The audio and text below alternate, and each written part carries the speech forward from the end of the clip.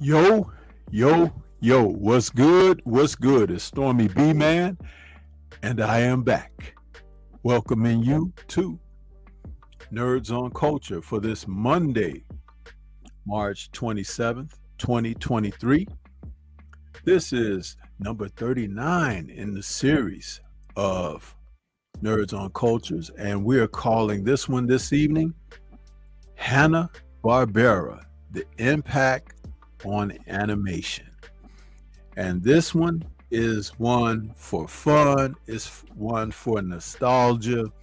I'm sure that if anyone out here is hip to the Hanna-Barbera brand of animation, television shows, even film that they eventually branched off into, some with modern takes on some of the former animations. What a tremendous uh, organization that provided entertainment for youth and adults the like. Um, to be perfectly honest, Hanna-Barbera's brand is bigger than Disney. It's all marketed and featured differently, but they have a catalog of characters and shows, some so memorable that if you're old enough and you're brought back to remembrance of them, it'll kind of shock you into a certain reality because it had such an impact on you growing up. So, we're going to talk about that a little bit this evening and hope that some of you out there in the chat have something to offer as we get into the show. And so, with no further ado, allow me to introduce my co-host of the show this evening with me. We got Drew Titan in the building. What's going on, man? Salute, Sensei. Salute to the chat. Let's get it. Yeah, man. It's like, I was thinking about this and was looking into pulling some images up, and there were quite a few collage images that shows so many characters like can be seen on our backdrop here. But I realized when I was looking at certain collage images, I was like, dude, I forgot about that character. Yeah. Top Cat and all of this stuff. It's like, oh my goodness. Doesn't Dick Dastardly remind you of every troll ever in life? Look at Dick Dastardly down there. When they type in, when they scheming on us, that's how they look. I'm gonna get them. Oh man, that's funny.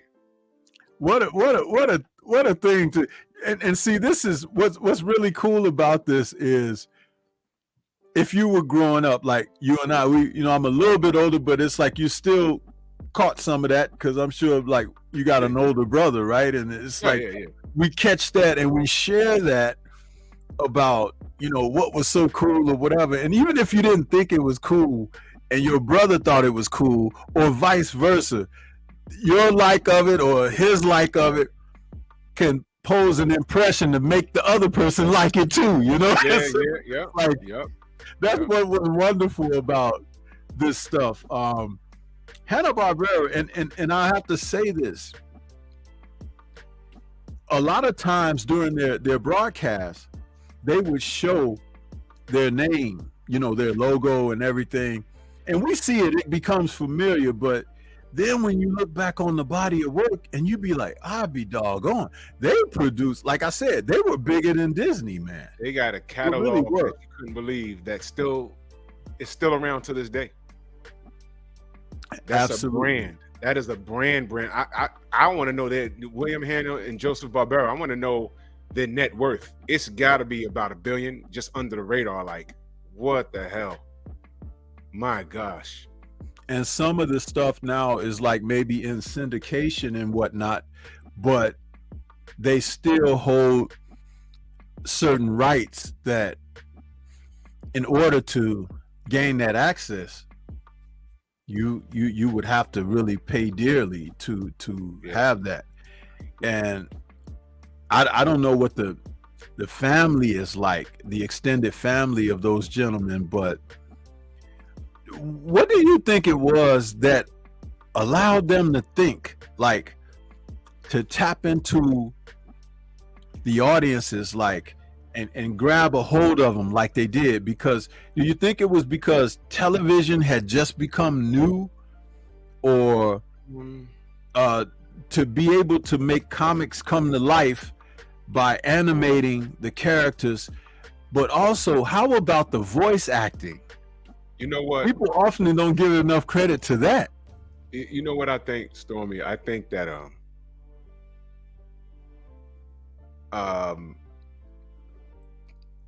we have strange sense of humor. We have a strange, either you're born with it or you don't have it. Right. My father he's very proper and he speaks with bass in his voice. You know, that's who he is. Mhm. But one day, when he had just bought his second home, and his friends from the old block in Harlem came over. All of these guys, I've been seeing them for years. They're all retired now, and they're on the back porch. Just, you know, my dad's not a drinker or nothing like that, you know, but they're just chopping it up, and I'm eavesdropping, and I said, "Damn, that's my father talking like that." I mean, he was clowning, and I said, "Man, that's where I get it from." But you know what's funny? You know what's funny? My mother was the one that said, "You know, just like your father." My brother sounds more like him over the phone, but she's like, "You're because my mother says, you clown around a lot, and when I met your father, he was always bullshitting and messing around." You know, I was like, "Dad, get out of here!" No. She's like, "No, this guy with the suit and everything, don't believe it." She's like, "Don't believe it. This guy's an absolute maniac. He's crazy." Yeah. Right? And but I saw it when sometimes he'll be trying to explain something to me, my brother, and my sister, and he's funny, but not on purpose. Like, and I'm going somewhere with this. Like, one day he was telling us when we were all taking civil service exams to, you know, work for the city, right? And I remember studying with him, and there was one of these answers on it that was just so outrageous. And he says, "Well, you know this ain't the answer." He said, "If you put this answer down, the teacher gonna snatch the paper from you and hit you over the head with the book." And I was like, "What?" It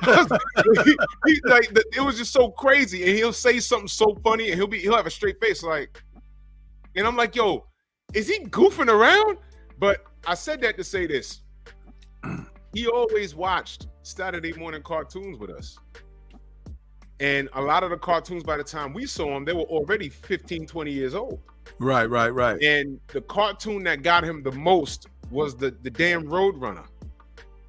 And Wile E. Coyote, every episode was falling off of a damn cliff that was like 2 miles high.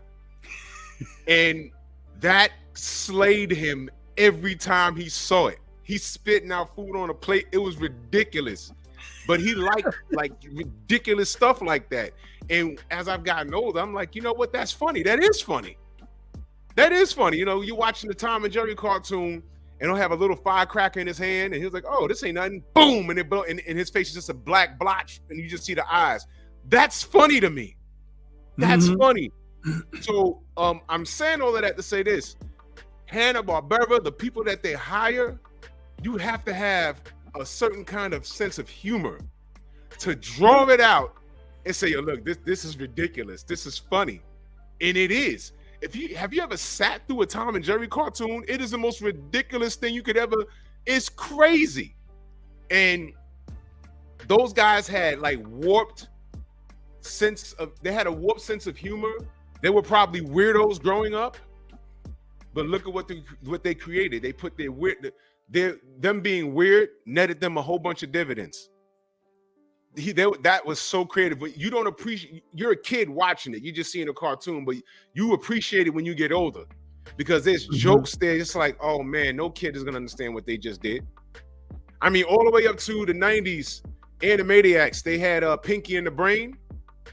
There were jokes. There were political jokes in there that no kid will get. that no kid will get. And I'm like, oh man, look at that. Every cartoon, the Scooby-Doo. Did you know Shaggy was a pothead? Exactly, man. He was a pothead, and guess what? Scooby didn't talk. Those guys were just high. They were high, and he could hear the dog talking, and then nobody else could.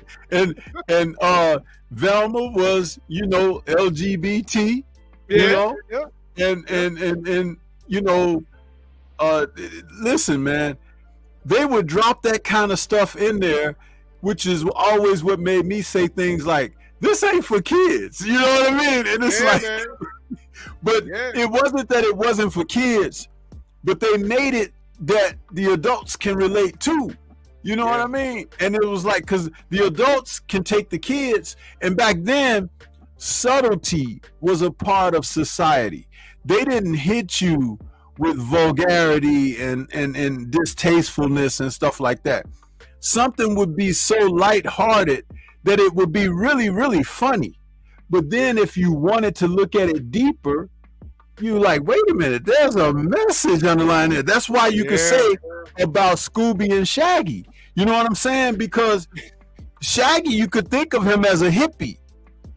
But then if you go deeper, it's like that van, and they in there, and what happens in them vans when them folks was doing their thing? They was smoking. It was smoking. Getting high. And they were always thinking about food. You were always hungry. A peanut butter and pizza sandwich. Come on, dog. So that was the adult humor of it all. You know what I'm saying? And it went so far that a lot of people didn't catch that until they got older. You know what I'm saying? And they say, wait a minute, they was high. You know what I'm saying? Stormy, I forgot they did the Banana Splits gang. Exactly. Y'all ever watch that? That is psychedelic. Dude, listen, I was gonna surprise you, but when you mention it, it's like, it's hard not to say nothing, man. It's hard. But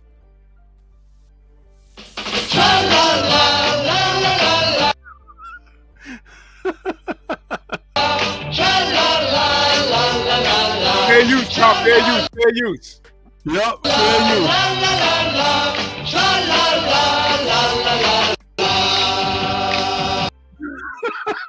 I'm not gonna play too much.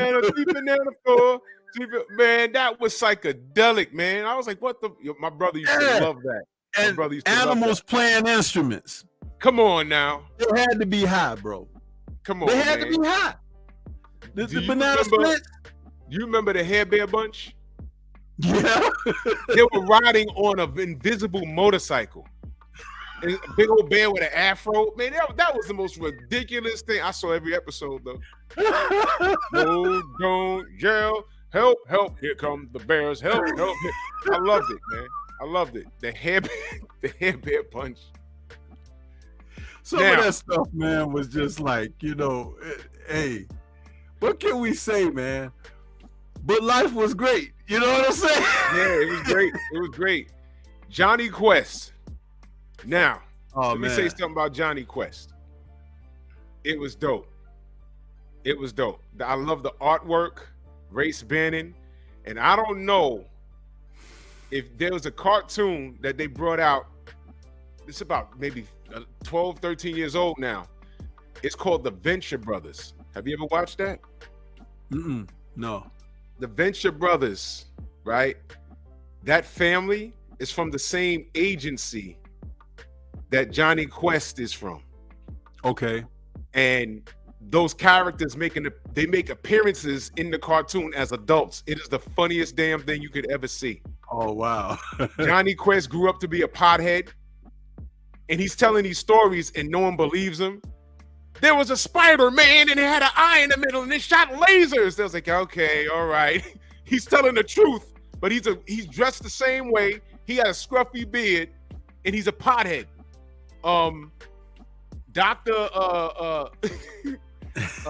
Dr. Quest and Race Bannon had a relationship. They were together. That comes out. I forgot what happened to Haji, but Race Bannon actually dies, and the guy that bodyguards the Venture twins, what the hell is his name? There's a whole lot of tropes in that whole the Venture brothers. It's already out on Blu-ray. The whole box set, binge watch it. You won't be disappointed. It is so over the top and ridiculous, but they drop a lot of gems in there. The Scooby-Doo gang is in there. They're all grown up now, and Scooby's not talking, but they are talking to him, and the dog is just staring at him like, in their minds, they're talking back. The dog's talking. It's funny, man. The Venture brothers, man. It is so funny. So funny. But I believe Hanna-Barbera had a hand in the Venture brothers. So these guys, every cartoon has spun off different things even till today. Even till today, man. I see Captain Caveman down there. That's Tyson Fury. Sitting down there. Yep. Oh my God. Blue Falcon and Dog Wonder. Man. Yo. The Teen Angels. Is El Kabong considered racist today? Hey. You know what's funny though? We could laugh at that stuff. Like what was that? I don't think this was Hanna-Barbera. This was Warner Brothers, the Looney Tunes, the two black crows. Heckle and Jekyll. Heckle and Jekyll. Oh, man. Now, was that racist or was it racist? Now, think about it. That was pretty bad. That was pretty bad. Ooh, yeah. That was pretty bad. Man. Slapping his boy on the head. Come on, boy. I'll tell you. Man, we saw so much stuff, man. It was just ridiculous. I'm telling you. I had pulled up something here to read about Hanna-Barbera from the wiki. It says that Hanna-Barbera was an American animation studio and production company that was active from 1957 to 2001. It was founded on July 7th, 1957 by William Hanna and Joseph Barbera following the decision of Metro-Goldwyn-Mayer to close its in-house cartoon studio, and was formerly headquartered from 1960 till 1998 at the Sherman Oaks Galleria in Sherman Oaks, California, both in Los Angeles. The studio produced many successful television shows, including the Huckleberry Hound Show, the Flintstones, the Yogi Bear Show, the Jetsons, Johnny Quest, Wacky Races, Scooby-Doo, Where Are You, and the Smurfs. Its productions won Hanna-Barbera a record-breaking 8 Emmy Awards. The profitability of Saturday morning cartoons was eclipsed by weekday afternoon syndication. After the studio's fortunes declined by the 1980s, Taft Broadcasting acquired Hanna-Barbera in 1966 and retained ownership until 1991, when Turner Broadcasting System acquired the studio, using the back catalog to establish Cartoon Network the following year.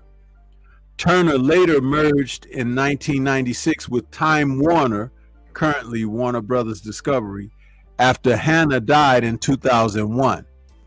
Hanna-Barbera is a standalone company which folded into Warner Brothers Animation. Since then, the Hanna-Barbera name has been used primarily for marketing and copyright purposes. Man, this is an important part of Americana. Yeah. You know, and culture. You know, our show is called Nerds on Culture, and that's what it's all about. When we talk about various aspects of entertainment that we experience growing in our lives, from pop culture, which is really abbreviation for popular culture, this is what it's all about, man.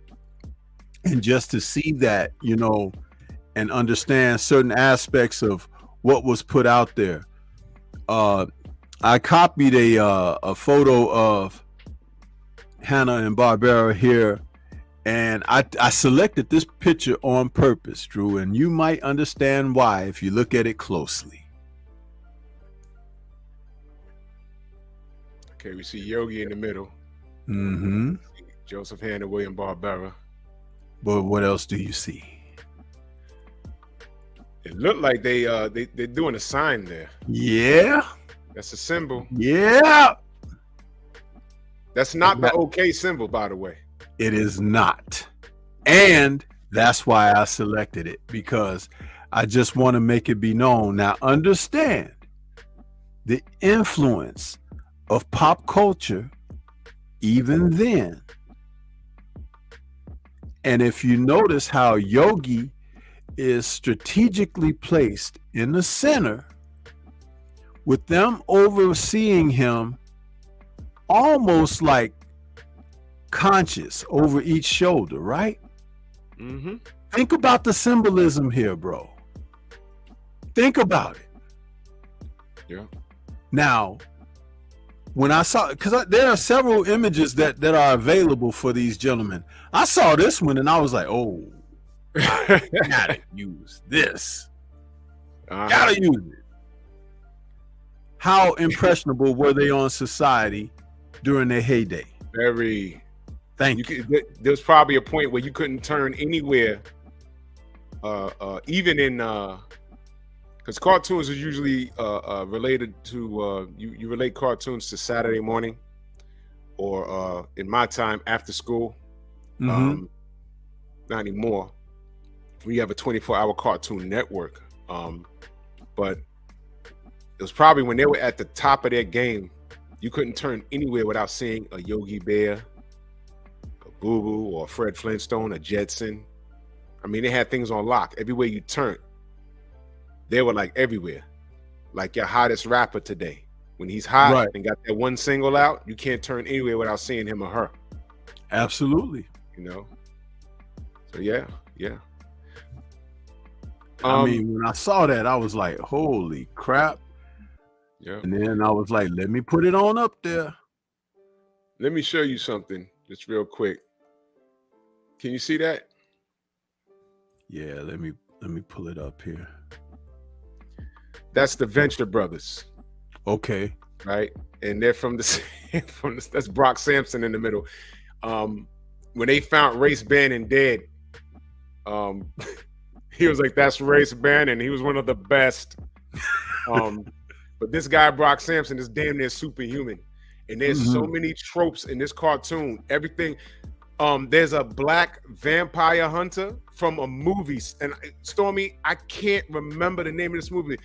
The brother was a vampire hunter. He had a black leather jacket on and 2 swords or something. He was in a movie. That character showed up in this, and he was like, we need you. We got to stop vampires. He says, I only kill Blackulas. And he kept killing these black vampires, and as he's talking to Brock, the guy kept waking up and he'd kill him again. It was hilarious. I said, yo, what movie was that guy from? Shit, Blade. Yo, no, Stormy, it was before Blade. This guy was from no, but yeah. I was like, yo, I saw the movie with him in it. I can't remember the character's name, but it was funny as hell, man. But there's so many. Where is this? The characters in here are just ridiculous. These are majority of the characters from the series. But everybody's like from a 70s film. It's funny, man. It's funny. But this is actually pretty popular. It has a following. It has a cult following. Dag, it's been on for 17 years. It's been that long. It came out in the early 2000s. Yeah, I don't know how many seasons it is. But damn, 2003. Whoa! Yeah, it's that's been on that long. Yeah, Stormy, I recommend it. This is funny. It's funny. They don't air it. It's not for kids. That's why I was airing on Cartoon Network. It was coming on like after 10 at night. It's not for kids at all. Okay. And cursing and everything. It is hilarious though. It is funny. Wow. But Johnny Quest shows up, Scooby Doo, all of these guys, man. It's hilarious, man. I recommend it. But I don't know if you remember me telling you this. I went, with the family and I, we all went to Universal Studios the first year it opened. Mm-hmm. Remember I told you about the Hanna-Barbera ride they had there? Right. It's on, I just found it on YouTube. Someone camcorded it. There was no smartphones back then. They camcorded it. And you go inside and it's like you're interacting with Yogi and Boo Boo and Hanna-Barbera. They come out on the screen and they're telling you about, he actually draws Elroy Jetson right in front of you. And Elroy comes to life or whatever. And Dick Dastardly snatches him. And now the ride is you have to chase him to get Elroy back. And George is following you and you're trying to ram Dick Dastardly and to get Elroy back. And it's like you're on the ride and you're following the screen and you go through every cartoon. You go through Yogi's Forest, Scooby-Doo's, wherever he was. And I had a ball on that ride. And when you ram Dick Dastardly and get Elroy back, what does he say? Muttley, this is all your fault. It's funny, man. But it's on, I have it pulled up right here. Tag, that was 1993. That was 1993. I don't think you would get well, I don't know. Because this is somebody's, better not try it.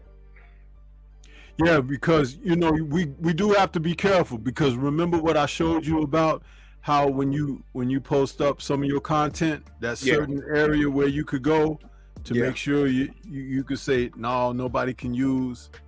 You know what I'll do? I'll put it in the chat and I'll put it in the private chat. So those of you that haven't been there, this guy right here in this at his YouTube channel.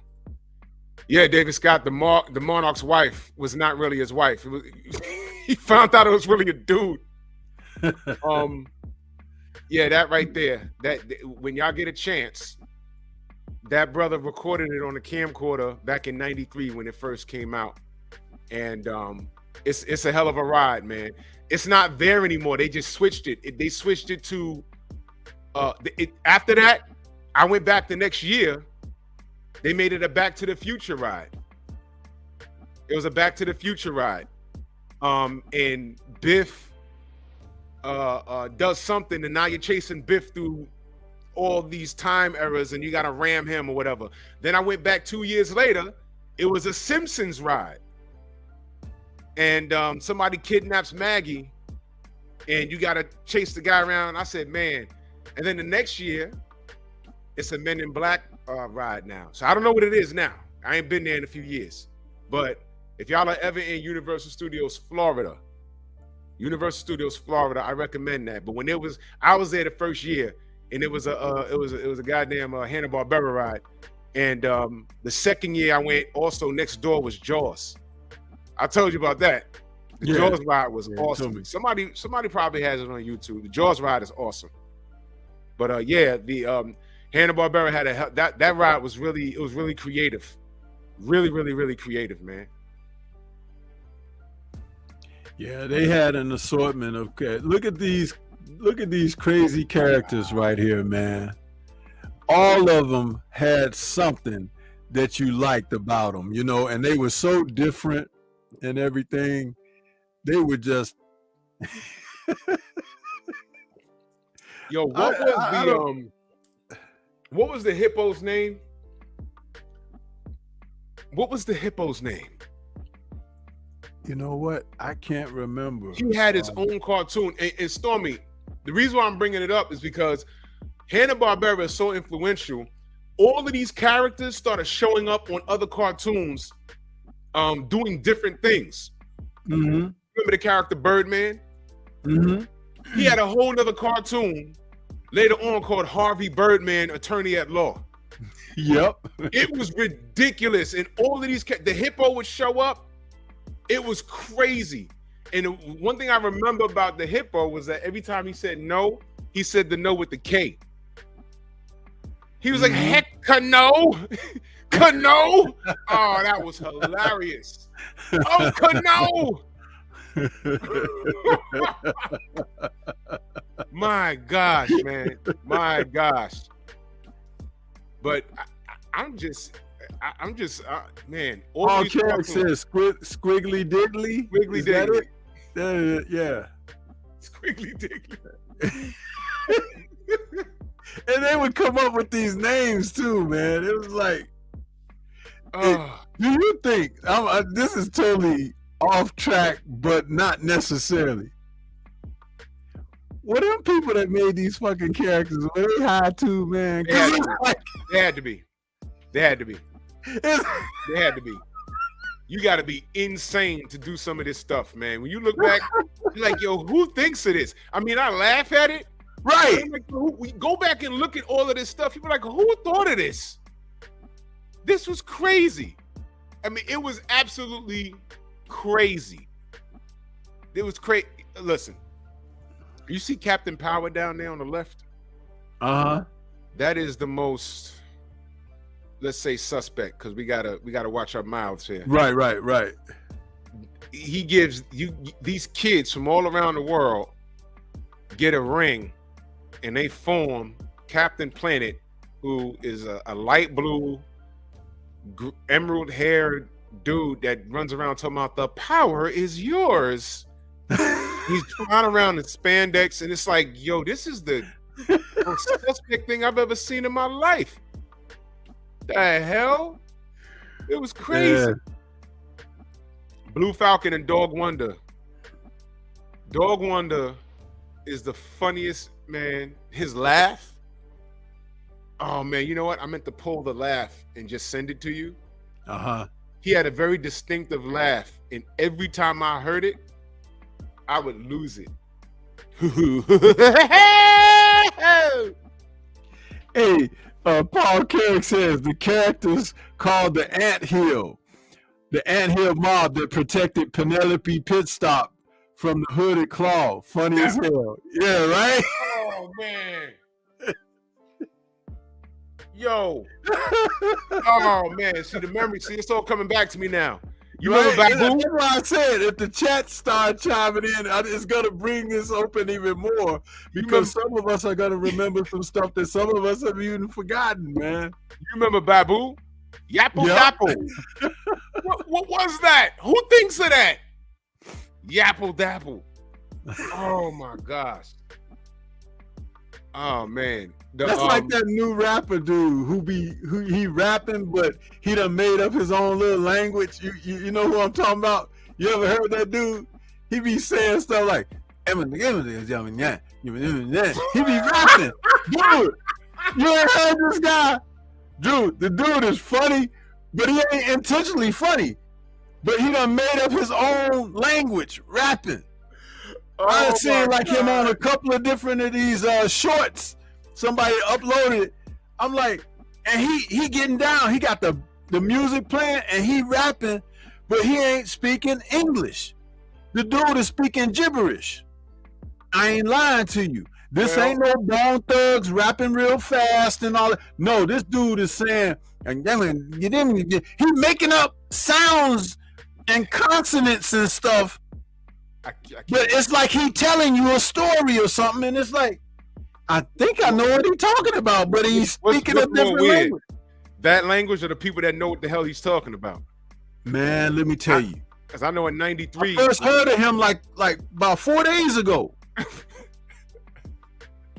I know in 93, when DOS Effects first came out, I understood every word, and that was the scary part. But I had to explain to my mother, because I played it when it first came out. I played it. My mother stopped and looked. She says, y'all have gone too far. Y'all went from Grandmaster Flash to this. What is this? What is he saying? I had to explain to her that they're spinning off of nursery rhymes. That's all it was. And I know every word. And it was nursery rhymes. Bump, stickety, bump, hump. I got that old pump, but grab a fee, fire, your fold, dilly bump. Here I comes to pay the piper. I'm hyping in Pinocchio's nose because I'm a supercalifragilistic tic-tac pro. I understood it. I'm like, oh, they just playing off of nursery rhymes. That's all it was. But these new kids, this mumble mouth rap and stuff, I'm not gonna get high to understand what they're saying. It's ridiculous. This dude is not even mumbling rap, man. I don't know what that is, bro, that this guy is doing. I wish I could think of his name or whatever, because like I said, I first saw it like 4 days ago, and he was saying some stuff. I was like, what the hell? And the Mark is talking on the mic. You were like, what? Exactly. I wish there's somebody out here in the chat yo, who know is what that I'm guy? talking about, because that dude, man, He's new. yeah, it's a brother too. It's a brother, and I wouldn't know him. Hey, Jose Diaz, do you know who I'm talking about? He got some short dreads in his hair or braids. He got like a sport jacket on, and he rapping, but he's talking. Listen, I don't even know it. Speaking in tongues rap or something. I don't know what it is, bro. Oh my gosh, man, that is funny. I want to know who that is. Jose Diaz said, I can understand a word he says. Listen, man, but he out there. I just don't know the dude's name. Like I said, he came up on my feed like 4 days ago. I'm like, what is this? And he was funny. And he was, I'm like,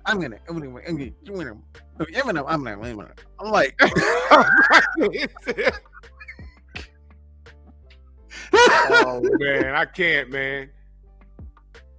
If I run across it again, I'm gonna send it to you, because it's like, I was like, what the hell? Yeah. But Hanna Barbera, man, they had some great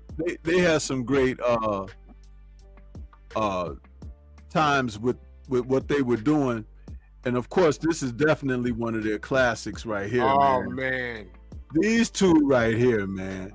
And you got that damn sound clip that you play from the old uncle, bro. And this cartoon right here, man, groundbreaking. If somebody is depressed, you could put on some doggone Tom and Jerry cartoons, and you can pull them out of that damn depression to start laughing. I'm telling you, because this has got to be one of the greatest cartoons of all time. It is. No exceptions. No exceptions. Tom and Jerry has something for everyone, man. Tom and Jerry has something for everyone. That Uncle Pecos that I got, do you know, if you're my age, if you're our age, whenever you hear the Uncle Pecos, you knew exactly where it came from. Yep. When Old Dirty Bastard and Busta Rhymes did the Woo-Ha remix, ODB got a verse in there. And at the very end, he goes, yo, I fell out my seat. I said, yo, we all knew it. Because by the time we heard him do it, we didn't hear it in like 10 years. Right. And I was like, yo, that's how you knew he grew up watching this stuff just like us. Man, and when Uncle pulled Tom's whisker because his banjo string broke. Guitar string. He had Tom holding his face, running away from him because he got tired of. He said, "Ain't gonna hurt if I just yank it out. Ain't gonna hurt if I yank it out. I just need a guitar string." He was stalking Tom, was running from him the whole. Yo, listen, y'all go ahead and watch that episode. He's walking at him. His feet are moving mad fast, but he's moving slow. And Tom is literally running from Uncle Pecos the whole cartoon. And he's snatching the whisker out. At the end, he's on stage performing on television. And Tom is sitting there with an attitude with his arms folded. And on live TV, Uncle Pecos' guitar string pops. Tom starts laughing. He reaches through the TV.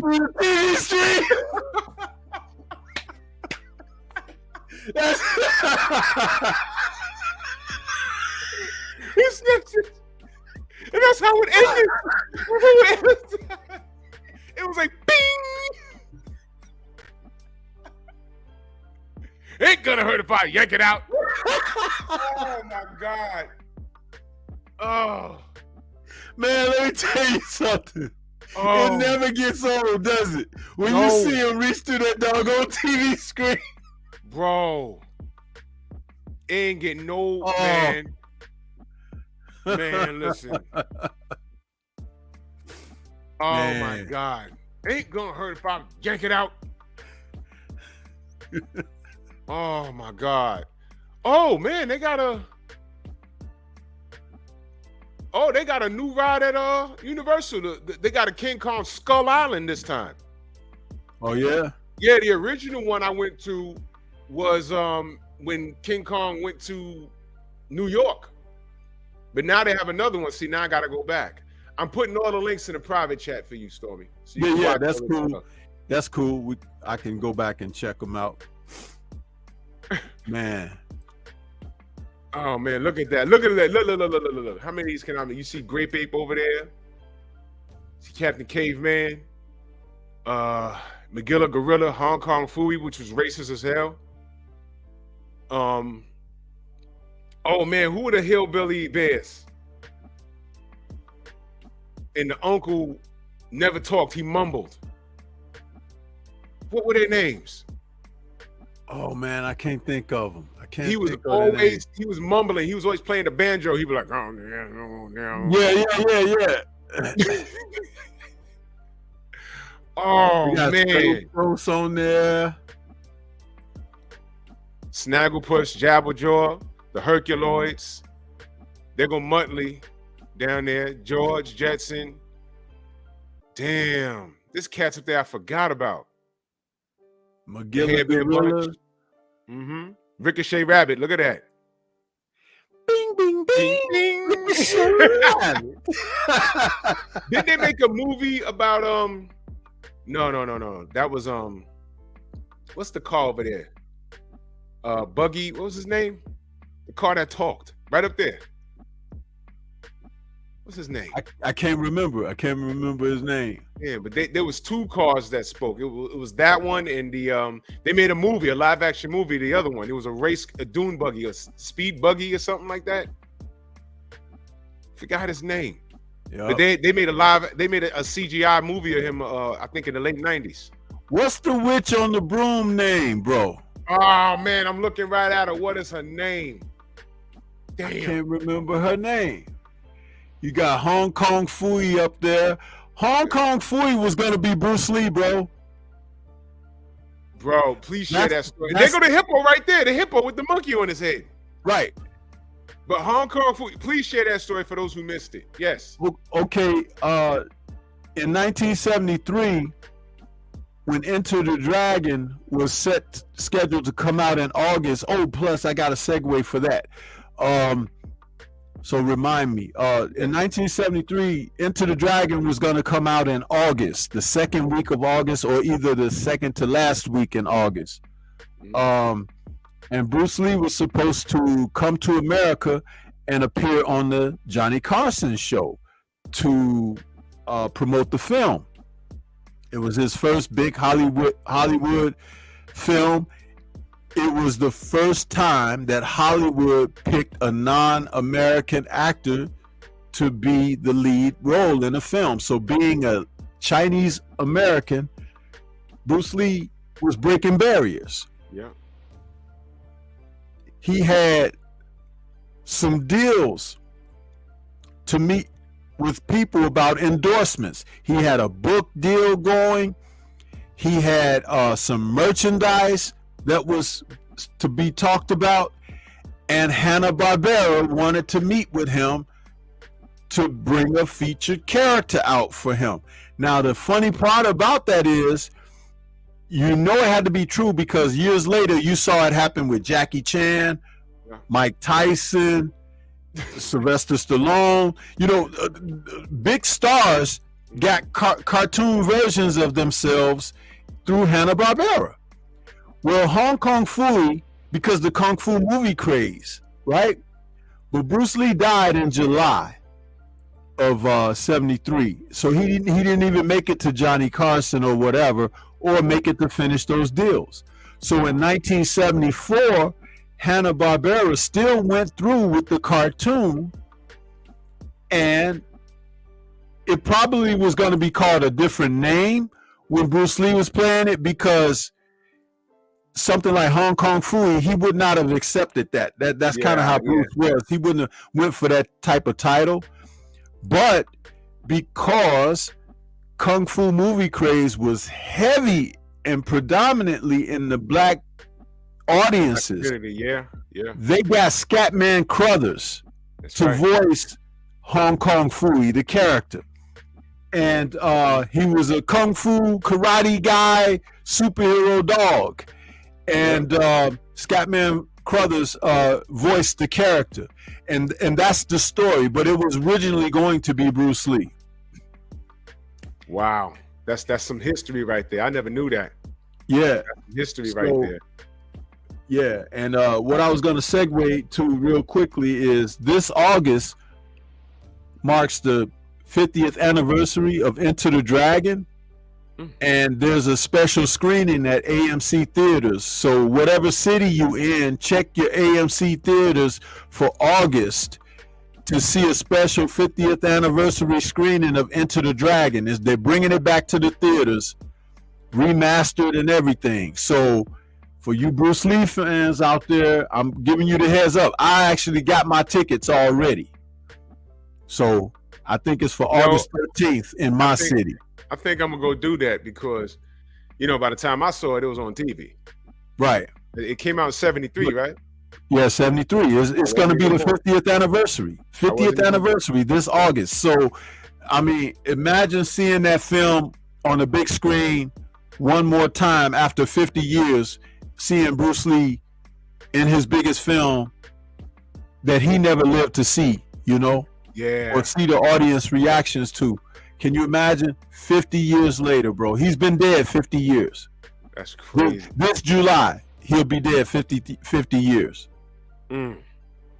Yeah, I'm definitely gonna check that. I think I'm gonna do that. Take a day and just do that. That's throwback. So yeah, but I just thought I would share that, about. But let's talk about another one of their characters. These people right here, man, it was basically the honeymooners in animation. Yep. Now, can I point something out? Sure. This is gonna be like off the wall, but brothers, I need y'all to understand something. Look at Fred and Barney and look at their wives. Remember Kevin Samuels said, "Yo, look, man, we ain't gotta be pretty. Y'all gotta be pretty. Right. We're providing." Right. No way. Look, Barney's a short, fat guy. And look, he pulled Betty. And Fred is taller, but he's a fat guy. And look at his wife. And they have a baby. Yep. You understand? They have children. You understand? Listen, the honeymooners. Look at Ralph Cramden, look at Alice. You think she was with him because of the looks? No, he could provide. You understand? So that was just a sidebar. But you're right, 1,000%. Pebbles and Bam Bam. Man, listen. You know what happened with them when they got older, right? Yeah. What happened? They had a spin-off cartoon, and it was them. They were older, and I think they were like in college or whatever. They had their own little group of people that they ran with shenanigans and stuff, and they were teenagers. And eventually, the last episode, they got married. Oh, they got married. It was the Pebbles and Bam Bam show, and Bam Bam was damn near superhuman. Remember, he was a baby. He's picking stuff up. Very strong, bam, yeah. Bam, bam. Why is his hair white? I don't get it. But man, oh man, this right here, this is classic stuff right here. This is classic stuff. I had to have seen every episode. Just a classic thing, man, of being able to, grow up on this stuff, man, and just, it's actually giving me nostalgia, you know, going back over these cartoons and through Hanna-Barbera, because we had talked about it a couple of weeks back that we would get on this, and it's a lot of fun, man. It really is. And for those of you who never participated in this part of culture, shame on you, because it's one of the things that help really to keep you grounded, keep you have a sense of humor. You just heard Drew speak earlier about his dad, liking some of the material and cartoons and everything that was on 20 years before they were on the scene. And it's like he could sit there and laugh at that stuff and enjoy it with them, because that was a part of culture, man. It was an escape. People don't know how to escape today. All they know how to do is to absorb more of the negative energy. But if you're taking on and taking in so much of the negativity, how do you have any chance of being positive if you can't smell the flowers, so to speak? You feel me? Yeah. I mean, you grew up with this stuff. It's secondhand. It's like you look at these characters, you automatically know what it is. You know what I'm saying? They also, now that I'm thinking about it, you talk long enough and things just run across your mind.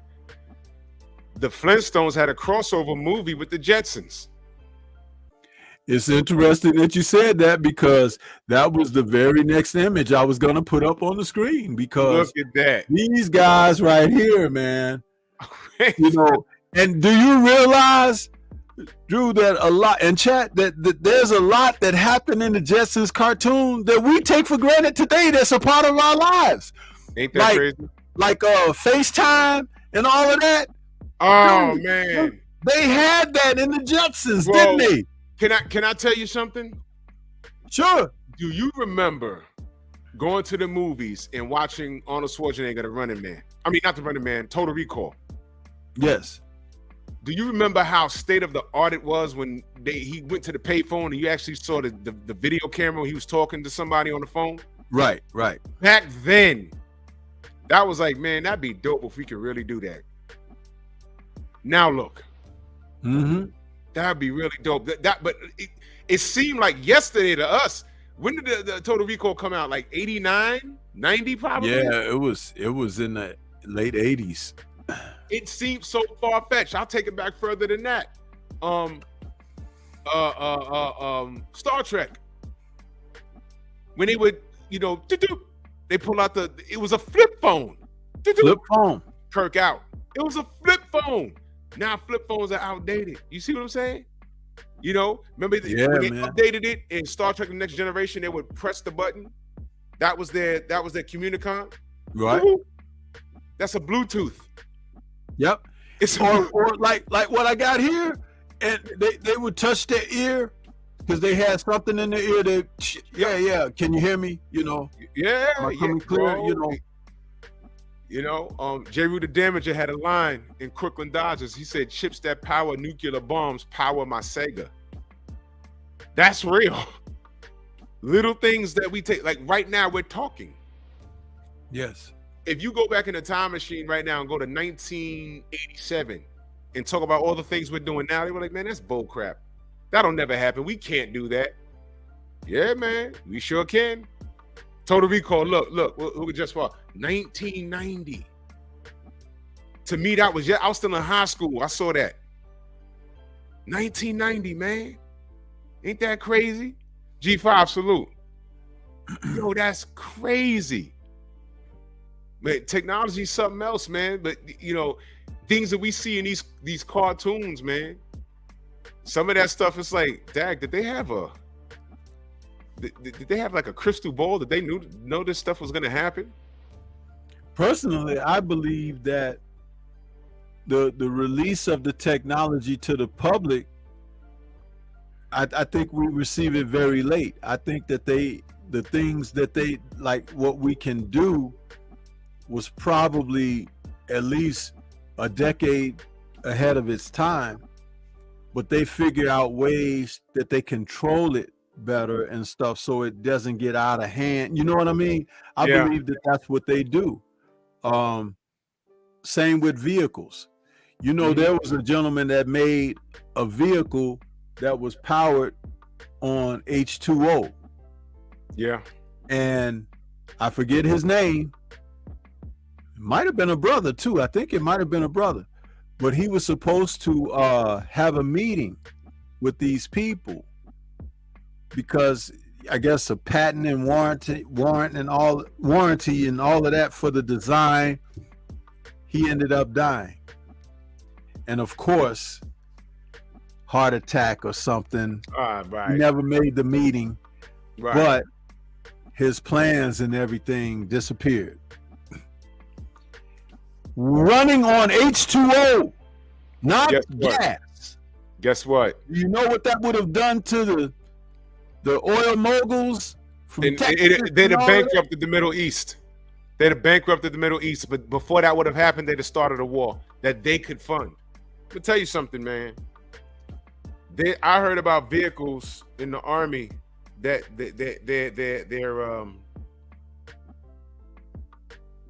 they got engines that run off of water.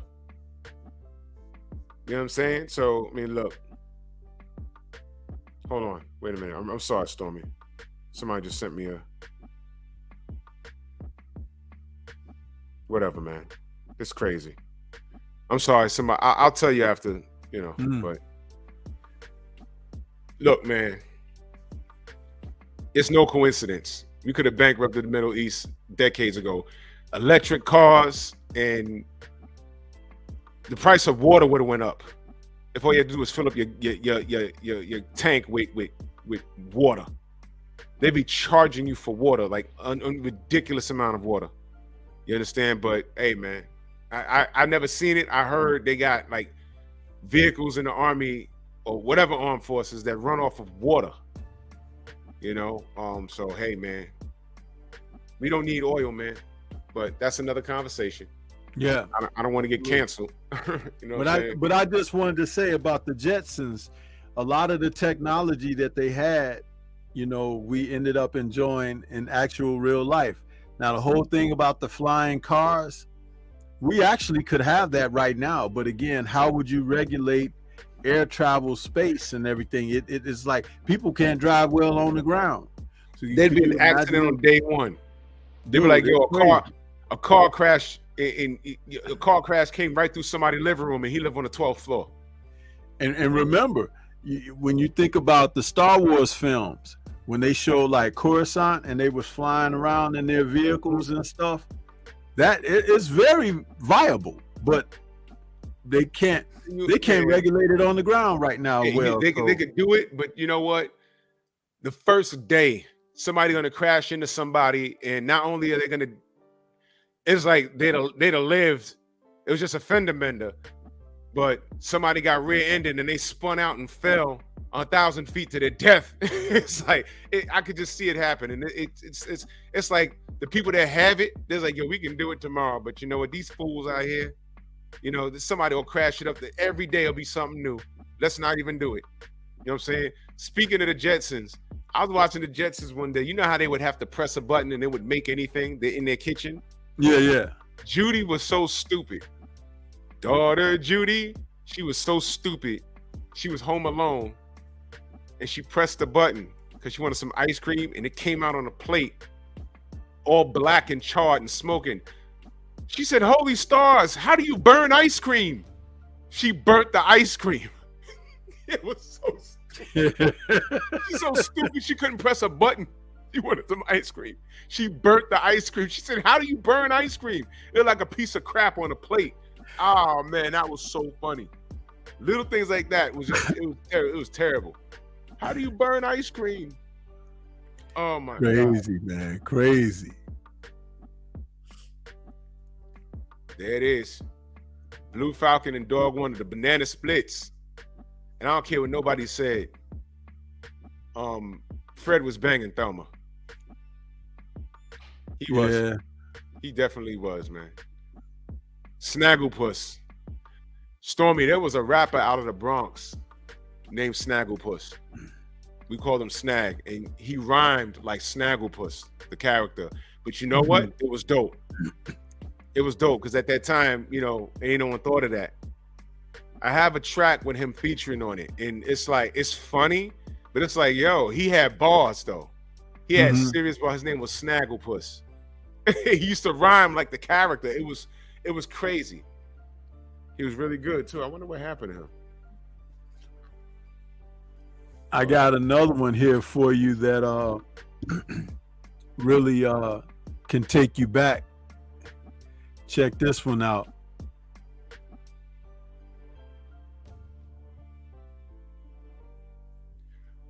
Let's get it. Now, here's what I want to know, and I never understood. How did Hanna-Barbera get the rights to air this? What kind of deal did they cut with Marvel to allow this? That's number one. Number two, I don't remember how many episodes there was, but this was a solid cartoon, man. Dude, do you know that they say to this day this is the best incarnation of the Fantastic Four? It was, this man. Cartoon from 1967. It was, and I'm gonna tell you something. They did a couple of reincarnations of the Fantastic Four cartoons. The last one that I saw that was a few years ago, it was okay. But this right here, there was some things that they had to change. Like the episode with Submariner, they didn't use Submariner's name, if you remember. And it wasn't from Atlantis, he was from Pacifica. But a tumor was in it. They never, I don't know what that was about. But yo, man, this, you know, I'm only missing 3 episodes. I got these on VHS. Every episode, I'm missing only 3 episodes. Just 3, and I got it on VHS tape. I'm trying to think. I don't have them. But I intend to go to Comic-Con this year, so maybe I could get them at Comic-Con this year. Salute to Paul Carrick out there in that super chat. He says, y'all know Race Bannon was Johnny Quest's father. Thank you for the super chat, Paul Carrick. Appreciate you, bro. I did not know that. Did you know that, Drew? I had no clue. Wouldn't surprise me. It wouldn't surprise me because he looked more like Johnny. Well, Johnny looked more like him than he did for Dr. Quest. Yeah. Oh man, that's dope. Yeah, they say to this day this is the best incarnation of the Fantastic Four ever through any medium, whether it was animation or the films. This was the best one. It was. I'm gonna tell you something, man. What was my favorite? I had a lot of favorite episodes. The episode with Galactus, because that was the episode with the Silver Surfer. The episode with Claw. There was a couple episodes with Doctor Doom. They made Sue Richards kind of stupid in that though, but that's another. It was the '60s, so that was another thing. But not she wasn't. Reed had to tell her when to use the damn force field, and it was like, well, come on, man. It was an episode when they got captured on this planet and they were on trial. The Fantastic Four was on trial, and the judges were all evil. It was Molecule Man, Blastar, and Claw, and they had to break out. It was that is a solid cartoon, man. If y'all never saw it, the theme music and everything. I don't know how Hanna-Barbera got a hold of that. I always wanted to know what kind of deal that they make with Marvel that they were able to air that. Salute to no rival Araju, who just subscribed to the channel. I take it he may be out there checking us out. So welcome to the Stormy B Man channel. Appreciate you subscribing. Salute. Yeah, man. I always wanted to know what was the business behind that, because I really appreciated that cartoon. I really appreciated that cartoon. And you remember, of course, you remember Galaxy Trio. Yeah. That was a solid cartoon, man.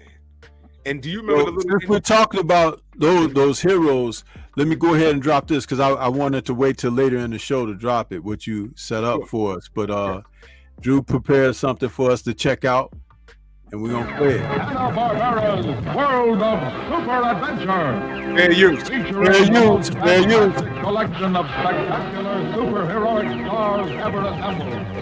They will take you on adventures in space, meeting strange creatures, to exotic lands and fantastic flights of fancy, to jungle planets and mysterious invaders, to prehistoric times and super forces, to modern winged avengers, to giant, terrifying creatures against primitive power.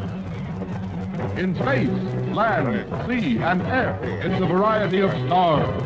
Mighty, musical, athletic, extraordinary, from fantastic to the fantastic. Where amazing weapons, men and robots meet in combat in the far-out reaches of the universe. Dedicated to protecting the peace, these fantastic heroes defend the weak, right the wrong, and battle against the forces of evil everywhere. And now it's takeoff time for the gathering of the greatest, Hanna-Barbera's World of Super Adventure. Man, Oh, I get chills every time I watch that, man.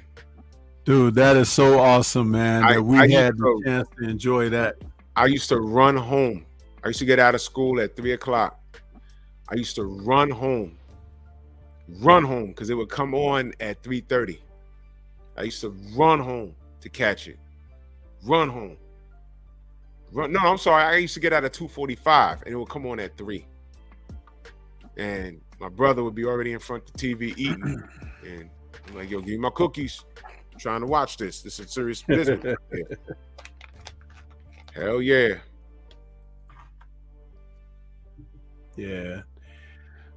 That's good I stuff. can't say enough about, what we do with this show and how we're able to go through what we've had a chance to enjoy and the people who come in and share in with us here. And, it's like, it's awesome. It's just totally awesome. Highlight what Jeff Sparks just said. Give me a second here. Right there at the bottom. Salute to MF Doom. He died a while ago. And he did use a lot of samples from the show. He used a lot of samples from the Hanna-Barbera shows. He did. And you hear it in the music.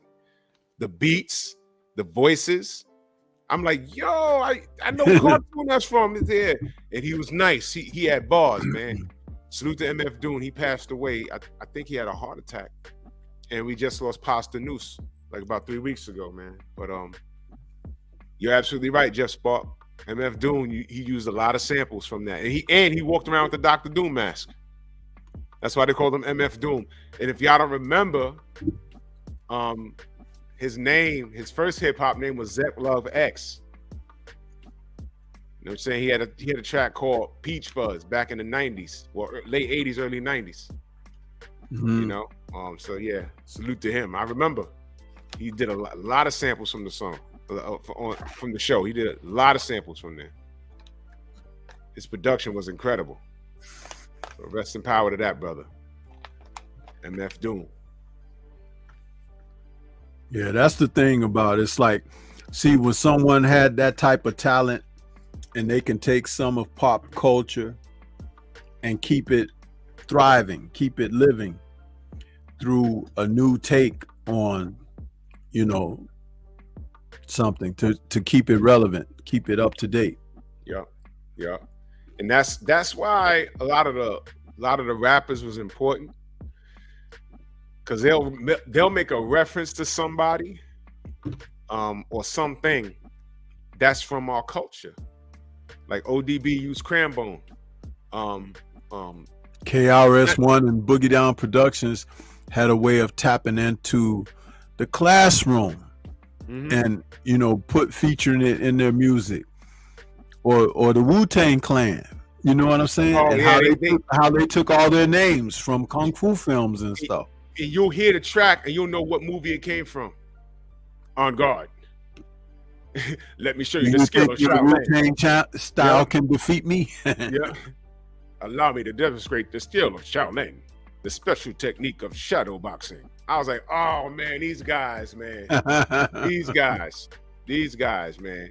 You know, and they make references. It's like you got to be an absolute nerd. You knew exactly what era they came from. I mean, it's great, man. And you know, this how the culture, we keep things alive, man. Like when they start sampling movies, man, we keep things alive. Everything is a circle, right? Everything is a circle, man. It's just great. It's just great, man. This is all just great, man. You know, and that's why we do this show, man. Yep, that's why it's we okay. do this show. You know, you remind you know, some of this stuff. A lot of y'all haven't thought about this stuff in decades, man. And you know, the reason why this show is important is because sometimes we get so lost into being an adult and where shit ain't fun no more.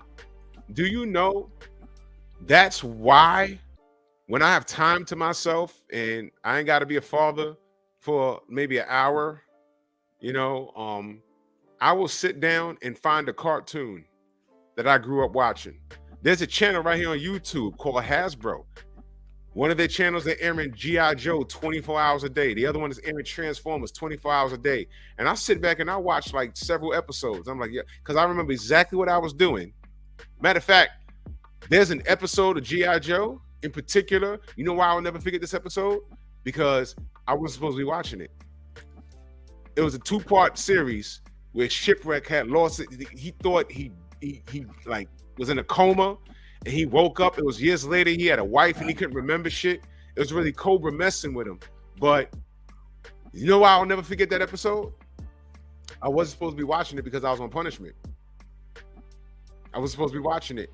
And I came home and my brother would tell me, yo, look, I'm gonna let you watch it. But you know, if you ain't got your homework done and those dishes ain't washed, mom gonna come home and kick your ass. Right? And you know what happened? I came in the house. I didn't even do my homework. I dropped my bag. I turned on the TV and I'm sitting there watching it. And I heard a door open down the hallway. I thought it was my brother. My mom's was home. And I said, my eyes got big. And I was 15 minutes into the episode. I got hit with shoes, brushes. My mother hit me with the Macho Man elbow off the couch and threw my ass into the room. And I'm in the room like, you know, I was supposed to be watching it. My mother was on vacation and she was home, didn't tell me. She fronted when I was leaving for school. She said, don't come home and watch that TV. I was like, I'm not. And my brother was like, there was no way for me to warn you. There was no. And now, let me tell you something, Stormy. I saw the first episode because my mother was at work. The second episode, I was anticipating. So I ran home to watch it. And like 10, 15 minutes in, first commercial, she came out the room. Gotcha, nigga. Yep, I was like, oh my God. And you know what, Stormy? Ask me when did I finally get to see that episode? It took me 3 years. Wow. There was no DVD. We didn't record it. We had a VCR. We didn't record it. I had to hear my friends at school talk about, oh, you saw the episode? I'm sitting in the lunchroom, my arms folded. I missed it. Man, I was mad as hell. And that episode is spinning on YouTube somewhere. And when I watched that episode, I said, man, I remember my mother came out the room and obliterated me. Obliterated me. You remember when Ron Lyle knocked down Foreman the first time? Yeah. Remember how George fell and his arm was like this and shit? That's how it was. It's like boom, boom, boom, boom, boom. And then she shoved me in the room and I'm in the room like this. And my brother was sitting there like, there was no way for me to warn you. I didn't know mom was home. I just came home and she was here. There was no way for me to come out. She told me to stay back here. I was like, oh man.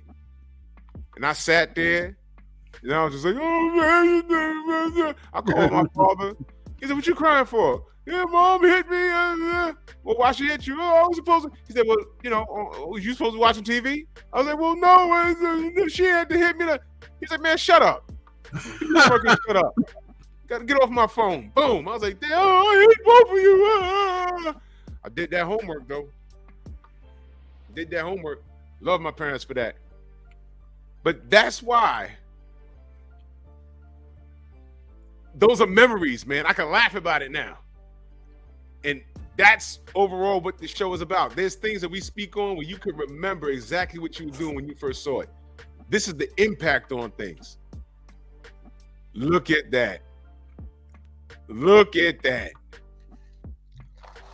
That's what it's all about, man. See that? You see that? And a lot of people don't know how old these characters are, man. By the way, have you seen Shazam yet? No, I'm actually gonna go see it this Saturday. We'll go see it this Saturday. That's why we take what these guys do with these characters today so seriously. Because when you hear about it, it's like, please don't F up my childhood. I mean, please, could you not do that? That's why when you see something in the story be so backwards, you be like, oh, come on, you ain't have to do that. Why are you doing that? Or when they want to agenda force, our characters into circumstances and scenarios that have nothing to do with their source material or anything, or even changing the ethnicity of characters and stuff like that. It's disrespectful. It is. It's a threat to our intelligence, and it's disregard to the characters that we've. And it sounds funny, but understand, you have to develop a relationship with characters in order for a franchise to be successful. Which is why Marvel, you guys understand, it's been 10 years that Marvel has been putting in work, and not everything has been a home run, but it's been enough. You develop a relationship with these characters. That's why when they killed off Tony Stark, it kind of hit people. You understand? You develop relationships with these characters, and there's proof that they know how to get it right. Mm-hmm. And there's proof of when they allow agenda forces to interplay with things. For an example, Peter Parker is a white kid. Mm-hmm. And where is he from? Queens, right? Spider-Man's been around since the 60s. Yeah. In fact, one of his first appearances was in the Fantastic Four. Yep, sure was.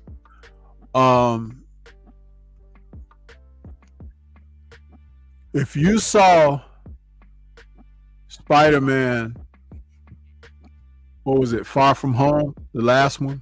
Yeah. No Way Home. I think it was No Way Home, right? No Way Home, yeah, sorry. Because the titles, they similar. Yeah. No Way Home. There was a great line of dialogue from Jamie Foxx's Electro when he was talking to Andrew Garfield's Peter Parker, Spider-Man. And he said, man, I thought you'd be black. Remember he said that? Yeah. The people at Marvel were smart. Before the films, when they introduced a new Spider-Man and Miles Morales. That's right. They knew. They didn't turn Peter Parker black. They allowed another character to come in and be a Spider-Man also. Yep. Marvel, in the film No Way Home, planted the seeds for Miles Morales with that line of dialogue. Mm-hmm. Because not only do we have multiverse Peter Parkers now that have been introduced, mm-hmm. but in the first Spider-Man film with the Vulture, when what's his name that was in there, the brother, he said that he got a nephew that lives. Yeah. That was Childish Gambino. Yeah, I couldn't think of his name. Yeah. But they were planting the seeds. They're planting the seed because he's coming. You don't have to worry about Peter Parker being turned black. That's right. They got a black Spider-Man already. Yeah. And very soon he's gonna come about. They know how to do the things the correct way.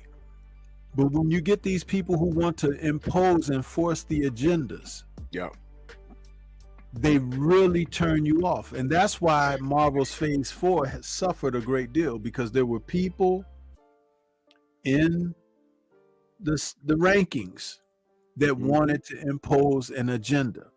That's right. And I am so glad that they have decided to make changes, because they're going back to something to make it better again. Thank God. You know what I heard today? Right.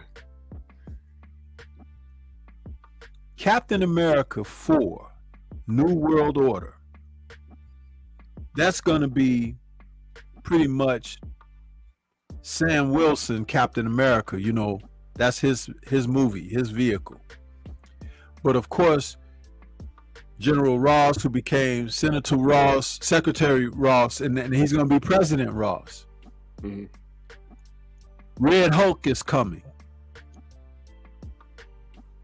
Well, I found out today Betty is returning. Liv Tyler will be in Captain America 4, bro. We've been wondering, right? Like, where is Betty? Where is Betty? Very instrumental part. And you know who else they're missing, Stormy? Where the hell, why wasn't Rick Jones ever casted? You know how instrumental that character is? Well, yeah, but you know what? They went a different way. Yeah. But guess who else is returning in that film? Who? The leader. The leader. That was a cliffhanger. The same guy who played him in The Incredible Hulk, they brought him back. Thank you. And the leader will be in the Captain America 4 New World Order. Dude, like I said, changes are happening. Good. They're saying that there's so much to deal with in Captain America 4. They're wondering, is this an Incredible Hulk film? But if they lay off those damn stupid TV series that we really don't need, build that universe back up through these films. Take your time, tell some stories in some films, make those films connect like you've always done, because that's where you do your best work. Dude, I cannot wait to see that film. I can't wait to see that film. It's going to be awesome. I can't wait. When is the release date for that? I think it's 2025 or 2020, late 2024, early 2025. Yeah, we can make it if the Democrats don't kill us. We can make it. So, but hey, man, I'm just saying. But when I heard that Liv Tyler is returning, I was like, yes. You know, because I've been looking for Betty, man. I've been looking for her, man. Fresh air. And she's a great actress, too. She is. There's no reason why she shouldn't have been brought along. But I do understand that, you know, some people were in certain positions and things just couldn't get done. Kevin Feige is a special guy. I have to give him credit. He listens to us. He saw the complaints. He listens to us. And I appreciate it. He listens to the fans because he understands. And I'm glad he did what he did. And I watched that video that you sent me. Brilliant stuff, man. That was some brilliant stuff. When they talked about that agenda, that putting that chick in charge, and she almost goofed. She did enough to goof up Phase 4 that it woke everybody up. Right. And I appreciate that, man. That was really good. But listen, I gotta cut out of here. Sure. Yeah. We'll wind it down. Final thoughts, bro, on tonight's show. Another slam dunk. I look forward to this every Monday because I get to like stretch out and kick my legs up. I'm gonna go find some Hanna-Barbera to watch. You understand? I even put, Daddy's cartoons up on the kids. I'm like, yo, look, this is what Daddy used to watch, and they actually find some of this stuff funny. But again, another slam dunk. If y'all are not up on all of these characters, it's all on YouTube. Do some research about some of this stuff. And a lot of the playoff, you might hear me make some references to certain things on my other show, and you'll hear it because I got it from this stuff. Yeah. And Stormy, watch the Venture Brothers. You will not be disappointed. It is ridiculously hilarious. Yeah, I'm gonna check them out. Hilarious, man. But another great show, man. Can't wait to be here next year. No pep talk tonight. I got something I gotta do. We'll be back tomorrow. Pep talk tomorrow, y'all. Pep talk tomorrow. Yeah, and thank you everybody for tuning in. Super chats, subscribers. We really appreciate you guys. And tune in next Monday for another episode of Nerds on Culture. Peace. Shout out to the mighty LDBC, and we up out of here. Thanks everybody. Salute.